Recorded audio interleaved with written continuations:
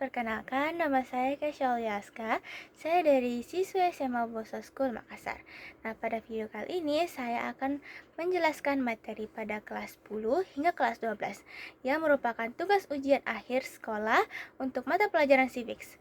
Nah, untuk materinya saya ada 3 yang akan saya jelaskan. Yang pertama yaitu Pancasila sebagai solusi masalah bangsa yang merupakan materi pada kelas 10. Yang kedua yaitu Bhinneka Tunggal Ika yang merupakan materi pada kelas 11. Dan yang ketiga atau yang terakhir yaitu materi tentang konstitusi dan lembaga negara yang merupakan materi pada kelas 12. Nah, materi yang pertama yang akan saya jelaskan yaitu materi pada kelas 10. Nah, materinya yaitu mengenai Pancasila sebagai solusi masalah bangsa. Nah, apa sih maksudnya dari Pancasila sebagai solusi masalah bangsa? Jadi, Pancasila itu merupakan dasar negara sekaligus pedoman hidup bangsa Indonesia. Nilai-nilai yang terkandung di dalam Pancasila menjadikan dasar dalam mengatur kehidupan bermasyarakat, berbangsa, dan juga bernegara.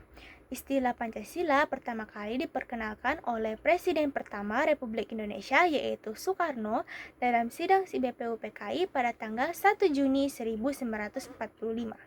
Pancasila sendiri berasal dari bahasa Sanskerta yaitu panca dan sila. Panca yang berarti 5, sila yang berarti prinsip atau dasar. Dengan demikian, panca berarti 5 dasar yang menjadikan pedoman dalam kehidupan bangsa. Di negara Indonesia ini, Pancasila berfungsi sebagai dasar negara, pandangan hidup bangsa, serta ideologi nasional yang mempersatukan masyarakat, suku, budaya, dan juga agama.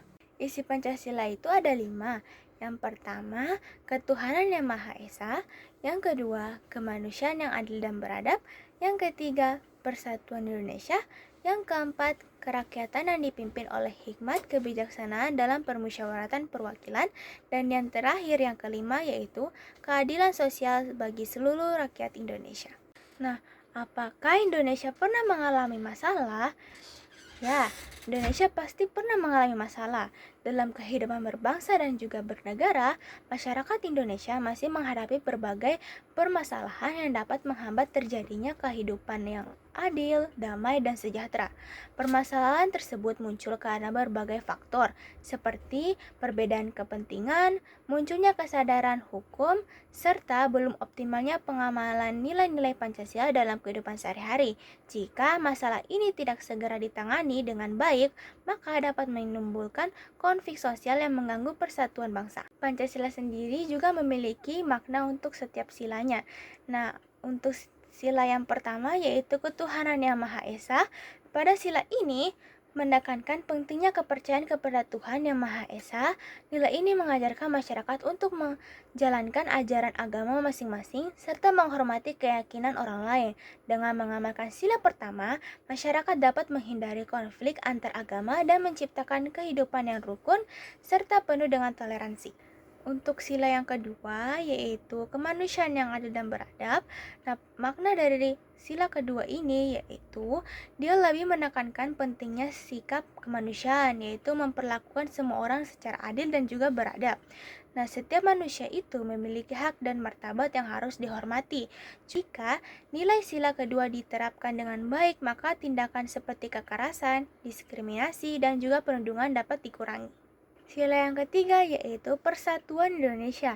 Nah, sila ini memiliki makna tentang pentingnya persatuan dan kesatuan bangsa. Indonesia memiliki beragam suku, budaya, bahasa, dan juga agama sehingga persatuan menjadikan hal yang sangat penting. Dengan menjunjung tinggi persatuan, masyarakat dapat menghindari perpecahan dan juga menjaga keutuhan negara. Untuk sila yang keempat yaitu kerakyatan yang dipimpin oleh hikmat kebijaksanaan dalam permusyawaratan perwakilan. Nah, sila ini memiliki makna bahwa setiap keputusan yang menyangkut kepentingan bersama sebaiknya dilakukan atau melalui musyawarah. Karena musyawarah memungkinkan setiap orang menyampaikan pendapatnya secara adil.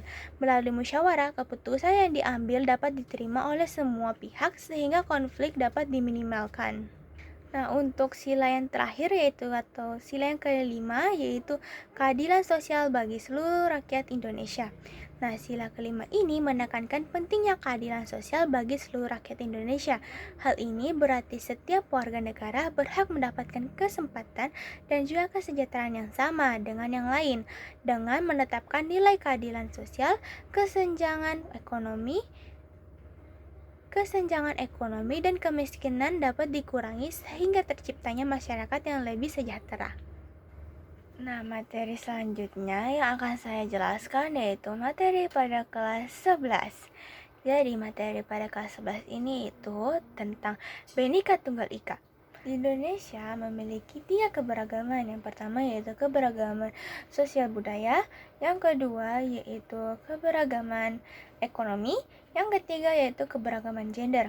Nah, keberagaman sosial budaya adalah kondisi di mana masyarakat terdiri dari berbagai perbedaan seperti suku, agama, ras, dan budaya. Indonesia termasuk masyarakat multikultural, yang berarti masyarakatnya beragam.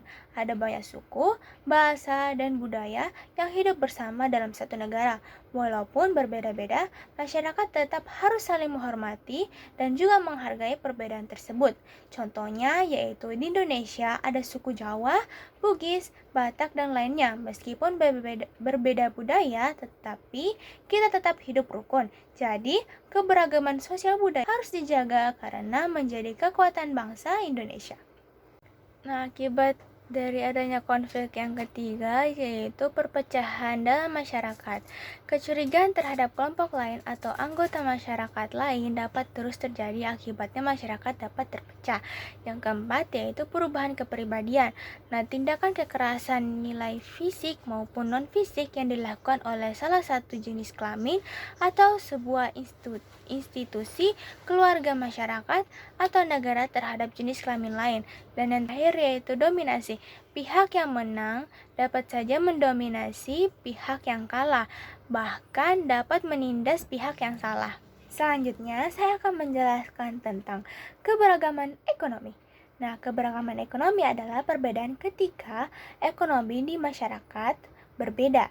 Nah, terutama antara desa dan juga kota, di mana pedesaan itu masyarakatnya biasanya bekerja di bidang pertanian seperti bercocok tanam dan juga beternak. Sedangkan di perkotaan pekerjaannya lebih beragam, seperti pegawai kantor, pedagang, perusahaan, dan lain-lain. Contohnya di desa banyak yang jadi petani padi, sedangkan di kota ada yang jadi bekerja di kantor, membuka usaha, ataupun bekerja di bidang teknologi.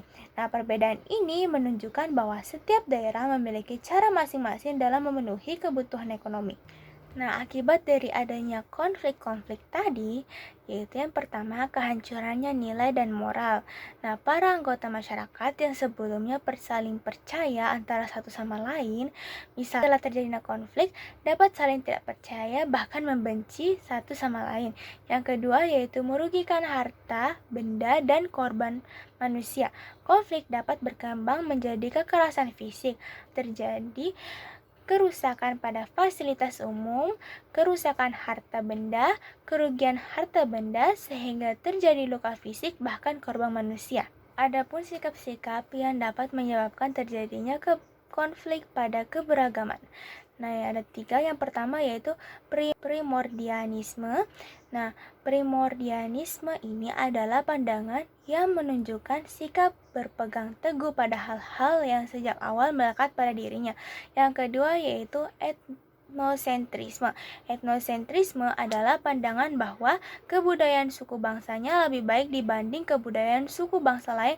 Dan yang terakhir yaitu fanatisme, yaitu keyakinan akan suatu hal sebagai kebenaran tanpa kepastian data atau fakta. Nah, ada pun juga bentuk-bentuk konflik, yaitu yang pertama konflik pribadi, yang kedua yaitu konflik rasial, yang ketiga yaitu konflik antar kelas sosial, yang keempat yaitu konflik politik, dan yang terakhir yaitu konflik internasional. Keberagaman yang terakhir yaitu keberagaman gender.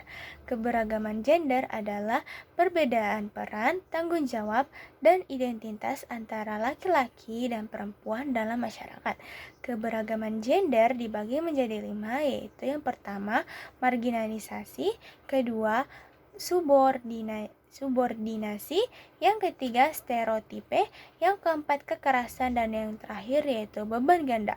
Nah, marginalisasi adalah proses peminggiran yang terjadi akibat perbedaan jenis kelamin. Hal ini berdampak serius karena dapat mengakibatkan kemiskinan ekonomi bagi kelompok tertentu yang terhadap sumber daya menjadi terbatas. Yang kedua yaitu subordinasi adalah penilaian atau anggapan bahwa peran yang dilakukan oleh salah satu kelamin yang memiliki nilai yang paling rendah dibanding jenis kelamin lainnya. Hal ini seringkali membuat satu pihak merasa tidak memiliki hak yang sama dalam mengambil keputusan. Yang ketiga yaitu stereotipe. Stereotipe adalah pemberian citra baku, label, atau yang biasa disebut dengan cap kepada seseorang maupun kelompok. Masalahnya, label ini biasanya didapatkan pada anggapan-anggapan yang salah namun sudah terlanjur melekat di masyarakat. Keempat, yaitu kekerasan. Dampak lebih jauhnya adalah kekerasan, baik secara fisik maupun non-fisik. Kekerasan ini bisa dilakukan oleh individu, institusi, keluarga, masyarakat, bahkan negara terhadap salah satu jenis kelamin. Dan terakhir yaitu beban ganda yang terjadi ketika beban pekerjaan yang diterima oleh salah satu jenis kelamin jauh lebih banyak dibanding jenis kelamin lainnya. Seperti contoh, ketika seseorang harus bekerja di ranah publik atau kantor, namun tetap memikul tanggung jawab penuh atas seluruh pekerjaan rumah tangga sendirian. Nah, materi yang terakhir yang akan saya bahas yaitu materi pada kelas 12, yaitu mengenai tentang konstitusi dan lembaga negara. Nah, adapun pengertian konstitusi yaitu hukum dasar tertinggi dalam suatu negara yang memuat kumpulan peraturan, norma, dan prinsip dasar tertulis seperti UUD 1945 maupun tidak tertulis atau yang biasa disebut konferensi.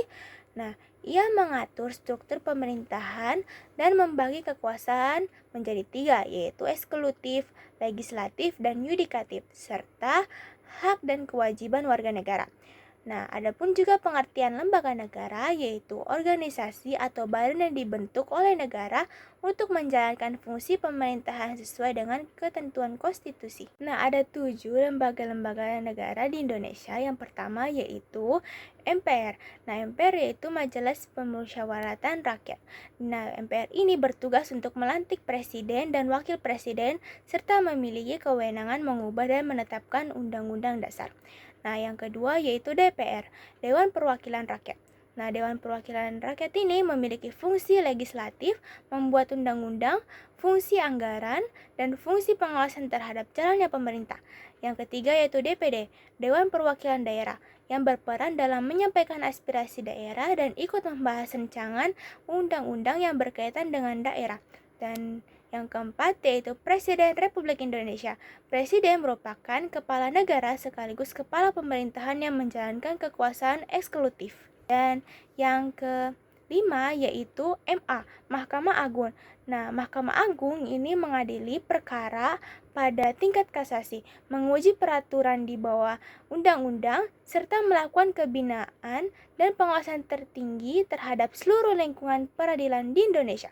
Nah, yang selanjutnya itu ada MK, Mahkamah Konstitusi, yang bertugas untuk menguji undang-undang terhadap undang-undang dasar serta menyelesaikan sengketa hasil pemilu. Dan yang terakhir yaitu BPK, Badan Pemeriksa Keuangan, yang bertugas untuk memeriksa pengelolaan dan tanggung jawab keuangan negara. Nah, apakah konstitusi dan lembaga negara memiliki hubungan? Ya, mereka memiliki hubungan. Jadi, dasarnya pembentukan dan pengaturan lembaga-lembaga negara itu melalui konstitusi. Setiap lembaga negara memiliki tugas, fungsi, serta batas kekuasaan yang jelas. Hal ini bertujuan agar tidak terjadi penyalahgunaan kekuasaan dan tercipta sistem pemerintahan yang seimbang. Konstitusi dan lembaga negara juga sangat penting bagi suatu negara karena keduanya menjadi dasar dalam menjalankan pemerintahan. Dengan adanya konstitusi dan lembaga negara dapat bekerja sesuai tugasnya, kehidupan berbangsa dan bernegara dapat berjalan secara tertib, demokratis, dan berdasarkan hukum. Sekian penjelasan materi dari kelas 10 sampai kelas 12 dari saya. Mohon maaf apabila ada kesalahan. Thank you for watching and see you next time. Bye-bye.